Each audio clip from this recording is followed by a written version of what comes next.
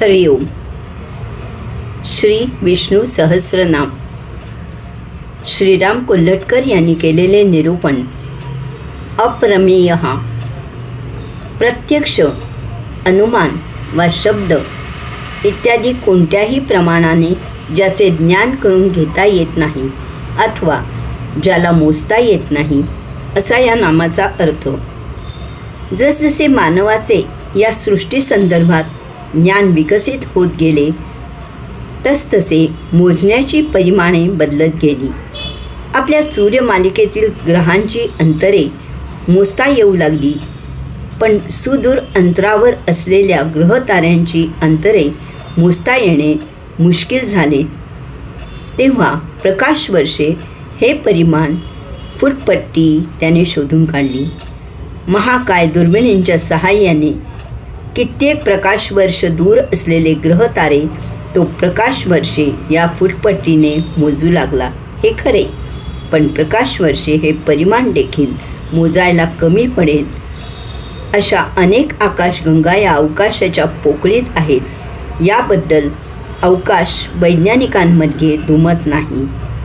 अनंत कोटी ब्रह्मांड नायक असे म्हणून आपण भगवंताचा जय जयकार करतो हे खरे, पण ही फुटपट्टी देखील किती तोकडी आहे, किंबहुना त्याला कुठल्याच फुटपट्टीने मोजता येणार नाही हेच खरे असे आपणास आता जाणवायला लागलेले आहे.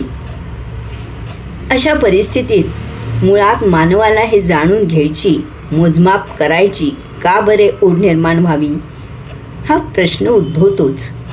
दुसरी गोष्ट म्हणजे काही ग्रहांमधील त्याने अंतर शोधून काढले. अवकाशयानाच्या सहाय्याने चंद्रावर पाऊल देखील टाकले. पण या सर्व भौतिक ज्ञानामुळे माणसाच्या दैनंदिन जीवनावर काही सकारात्मक परिणाम झाला का? जातीपातीचे राजकारण, हिंसा, शोषण या गोष्टी व्हायच्या थांबल्या का? आटोक्यात आल्या का? राष्ट्रांमधील वाद, आक्रमणे ही चालूच आहेत, किंबहुना त्यात दिवसेंदिवस वाढ होतानाच आपण पाहतो आहोत. तर मग अप्रमेय या भगवंताच्या नामाचा त्या पाठीमागे दडलेल्या अर्थातून आपण काय शिकू शकतो? तर साक्षी भावाने या अतर्क्य अमोज सृष्टीकडे पाहणे, या विशाल सृष्टीचा आस्वाद आनंद अनुभवण्यासाठी या छोट्याशा देहात त्याने पंचज्ञानेंद्रिये, पंचकर्मेंद्रिये उपलब्ध करून दिली आहेत. ही किती अनमोल गोष्ट आहे याची जाणीव ठेवणे आणि ईश्वर शरण वृत्तीने जीवन व्यतीत करणे. हरिओम.